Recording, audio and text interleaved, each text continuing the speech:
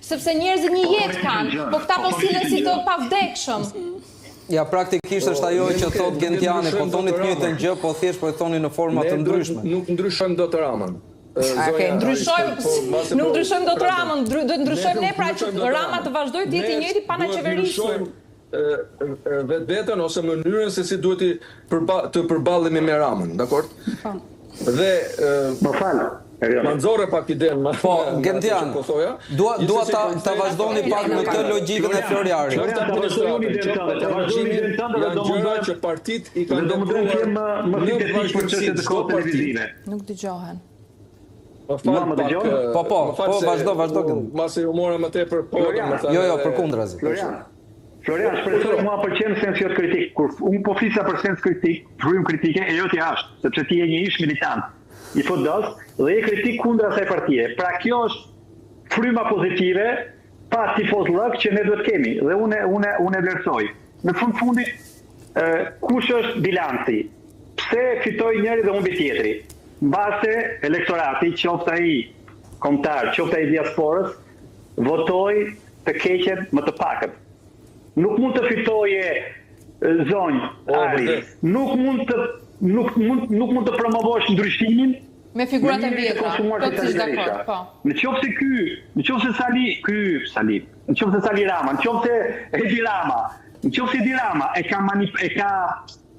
e ka pushturat të partia, e ka pushturat të partia, po ama në shkëmbim jep fitoren, ky tjetri e ka pushturat të partia, po në shkëmbim jep humbjen. Kjo është.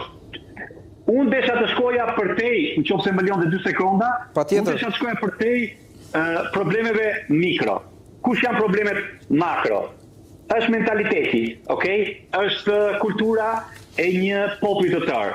Qoftë ajo në Shqipëri, qoftë ajo në diasporë, sepse edhe kultura e diasporës, diaspora social media dhe televizionet shqiptare shikon, edhe ne pra atje marrim goxha kulturë, frymëzim dhe edhe edukat.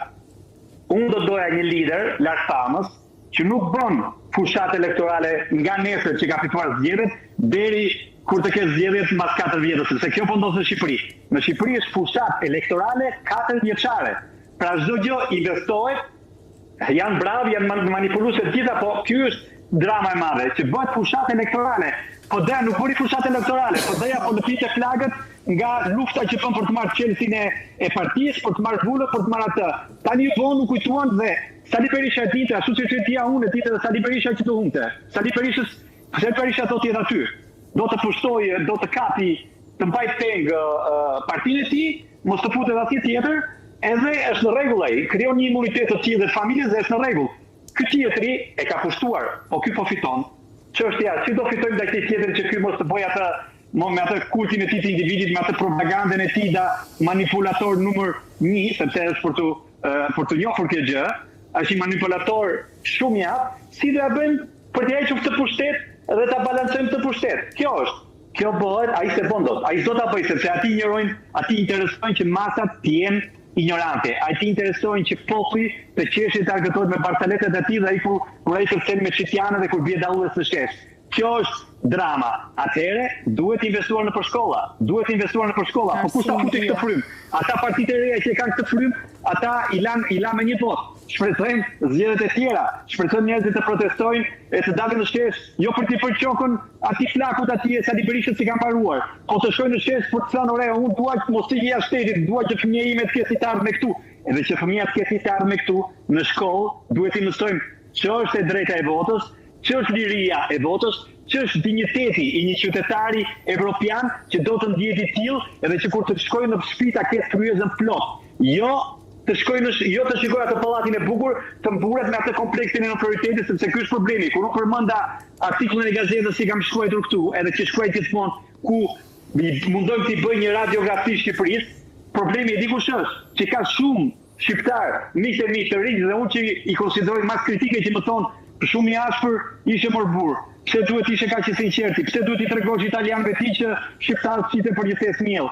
Dhe unë i përgjigja, mor zotritësh, ti shpreson ta rregullosh atë vend duke i mbuluar këto probleme, nuk e zgjidhim kur atë vendin nëse ne nuk e sensibilizojmë dhe unë nuk atë artikull nuk e shkruajta për shqiptarët, për italianët, më fal. Unë atë shkueta që ta lexonte Edi Rama dhe që të di dhe italishin, edhe që të ndroj kalibër, të ndroj regjistër. Ai dhe tjerë, dhe që të thotë, po prit se kështa po më tregojnë mua fytyrën e vërtet. Unë jam shumë krenar më burr që Edi Rama ka për Shqipërinë të jetë që të ndjem krenar që jam shqiptar, sepse Shqipëria është bërë qendër e Evropës. Duhet të jemi shtrëmre të themi drejt. Është e vërtetë që i ka bërë ai, edhe pse kujtua në mandatin e fundit, të tretin, jam krenar. Çështja është, a do ta mbushim me barkun e njerëzve tani? A do ta bëjmë që shqiptarët të rinë në Shqipëri mos të kenë frikë nga korrupsioni, mos të kenë frikë nga mjekësia, mos të kenë frikë nga paparazia dhe jo meritokracia në studime, në shkollë, edhe në biznese gjithçka. Hajde të luftoj për këtë. Nuk më mjafton më aparenca. Nuk më mjafton më u kënaqem me spakun. Nuk më mjafton ai, dua më shumë. Kjo është mentaliteti dhe fryma kritike që duhet të ushqemi ne. Jo të themi tani që ore pse çani ju po dën.